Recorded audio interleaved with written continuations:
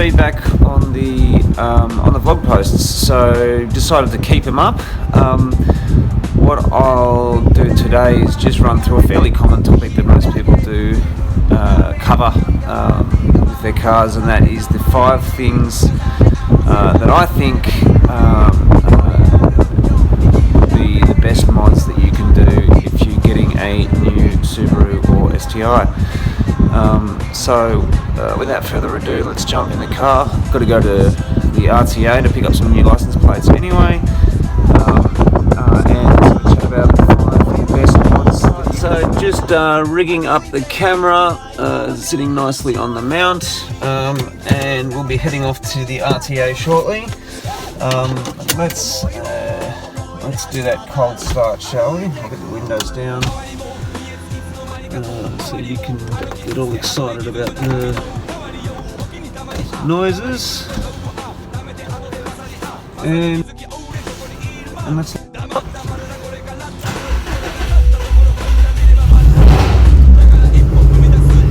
You wonder why my neighbours hate me.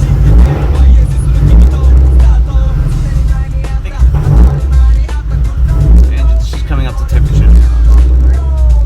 Let's go.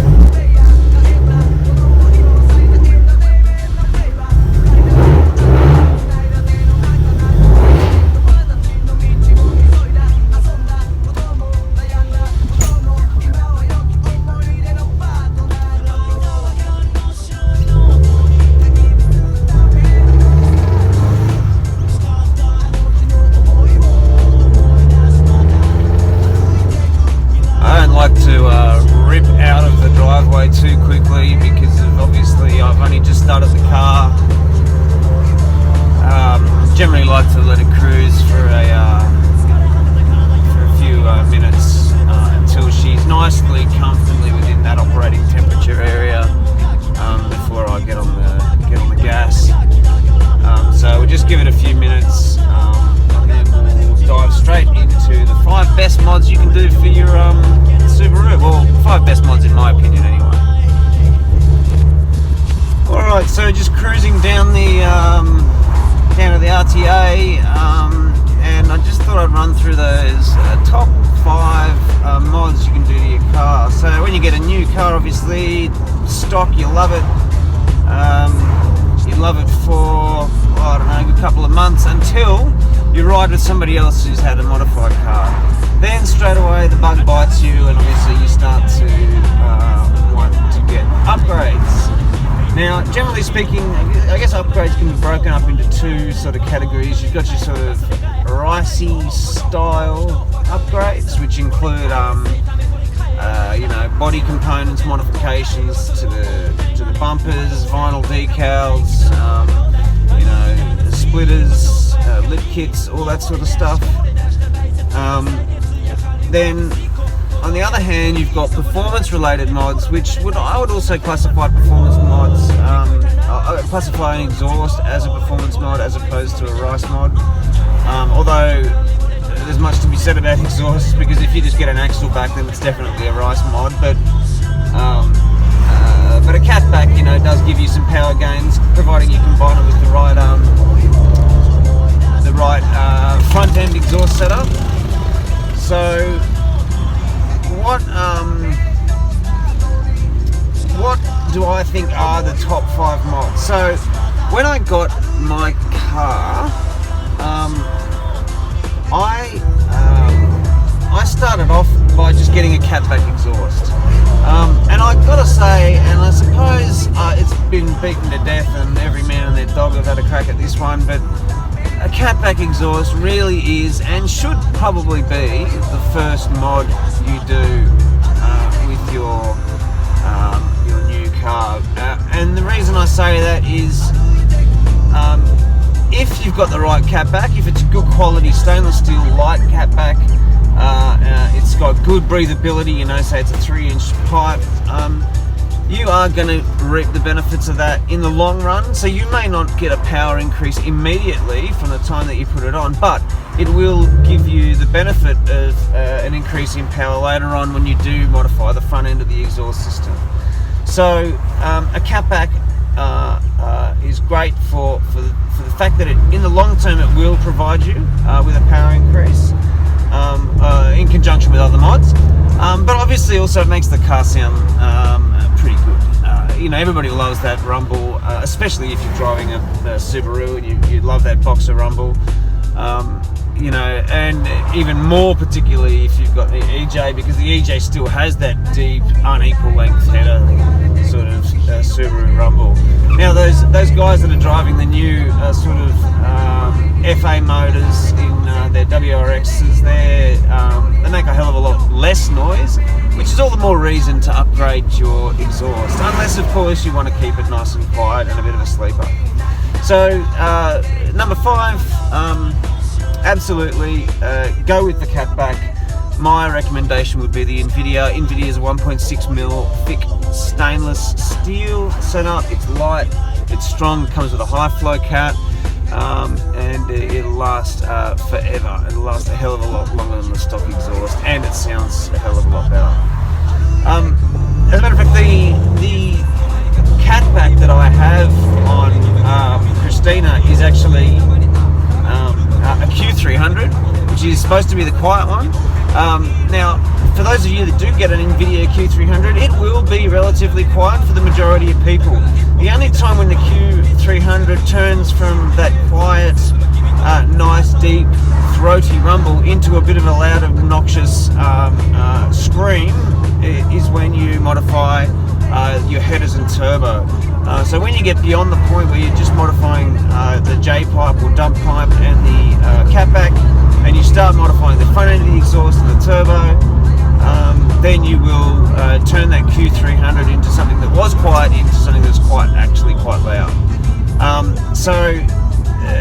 Don't be misleaded by the fact that the Q300 is a quiet exhaust, because yes, if it's just the catback or the axle back that you're getting, it will be quiet. But it can be quite loud, as you're probably aware if you've ever heard my car driving down the road, and you can probably hear now. Alright, so number 4. Again, difficult to classify. This is definitely not a ricer mod. It is specifically built around performance, but I would have to say that the next mod that you'd want to get on your car would definitely be a cold air intake. Now there is some personal preference there, because some people don't like the noise that changing to a cold air or silicon intake has. You will get a bit of that wheezing noise in your cab after changing to a silicon or cold air intake. But the benefit of changing your intake is that, alongside that noise, you will get a significant power increase. Now you've got to remember too that the cold air intake cannot just be installed without retuning your car, because you are significantly changing the airflow dynamics of the intake, so you will need to retune. So if you're going to be spending money on a retune for your cold air intake, you may as well at the same time go ahead and get your dump pipe changed. So that brings me to number 3. Get your dump pipe changed. That would definitely be the third option. The dump pipe will again give you a significant increase in power. So if you've made those 3 mods, and again, it's probably no surprise to you that I've suggested those 3, but those 3 mods, for the amount of money you spend, cold air intake, dump pipe and catback, you will produce some significant power increases. You're talking 50 to 60 kilowatts increase, maybe double your torque, just from those three modifications alone. And the investment that you have to put into that isn't that significant. You might spend $3 to $4 grand, depending on who you get it done with. If you go for better quality parts, you might spend a little bit more. So you might go with, obviously the NVIDIA dump pipe is going to cost you more than other dump pipes. I've got a Process West cold air intake that cost me a little bit more as well. So I think, you could spend up to about $5 grand, but it would be very unlikely that you spend over that amount. And if you think on a brand new car, getting those 3 mods for a 60 kilowatt gain, it's really chump change. any sort of power increase that you go ahead and seek after that initial sort of cold air intakes, or cold air and silicon intake, catback and J-pipe or dump pipe, your power increases are not going to be so substantial. So you're going to be jumping much less numbers every time you try and improve something else. So that's the that's number 3. Your dump pipe. Definitely, I would say do the cold air intake and the dump pipe together, because you got to retune anyway. You got to retune for both of those components. Why not save yourself some money and get them done at the same time? All right, so we're moving on to number 2 on our list of mods. I'm just coming out of a roundabout here. Give it a quick pull.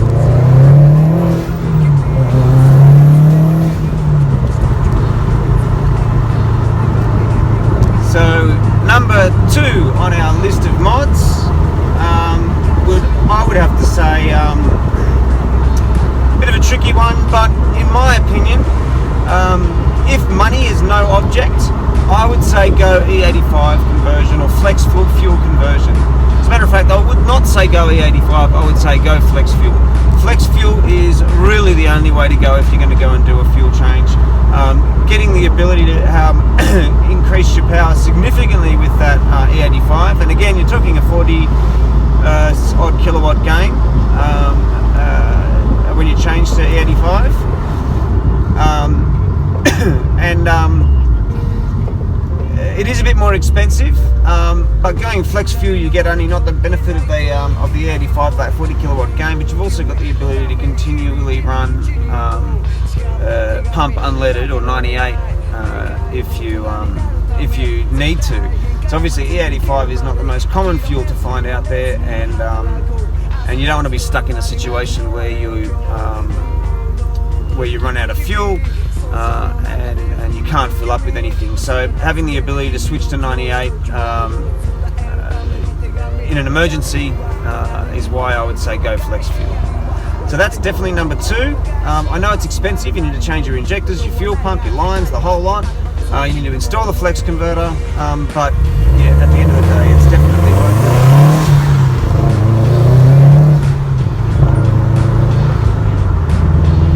Yeah, at the end of the day, it's definitely worth it. It's a great upgrade to do. All right. So number 1, what's the 5th or the last performance upgrade or mod that I would suggest you do if you buy a new car?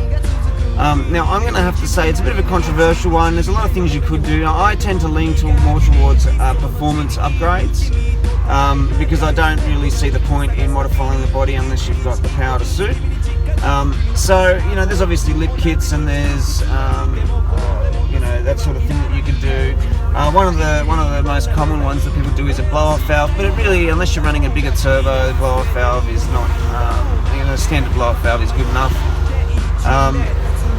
So the next mod, I guess, in my opinion, and I guess that also has something to do with the fact that we do live in Australia, would be the intercooler. And this actually harks back to my vlog post from yesterday.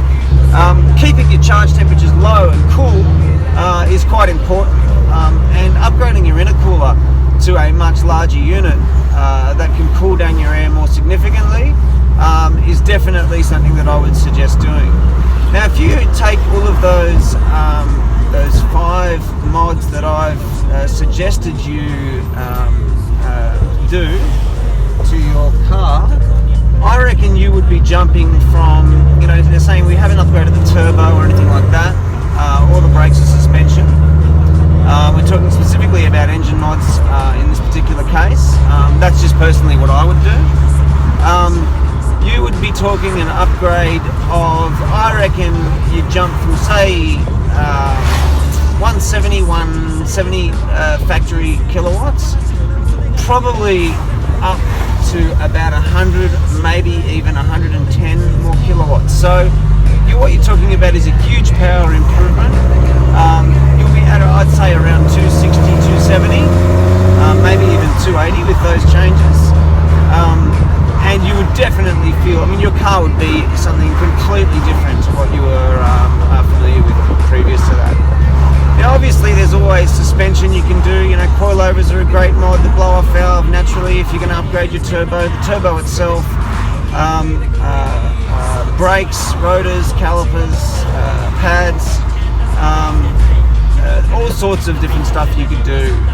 You know, and then we haven't even gone into things like head unit, camera systems, lighting, all that sort of stuff. But again, just the type of person I am, I tend to lean towards performance mods. That's where I throw my money first.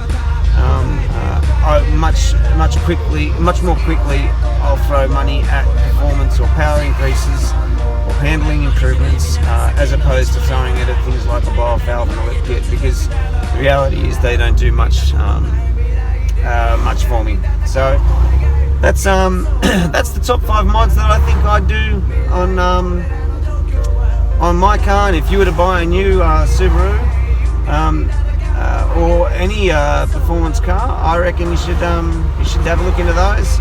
I can assure you, you put those mods on, get a good tuner to do a really good dyno tune for you, and you'll be blown away by the results. You'll be absolutely blown away by the results. Alright, that's it for today, and I'll see you on the other side.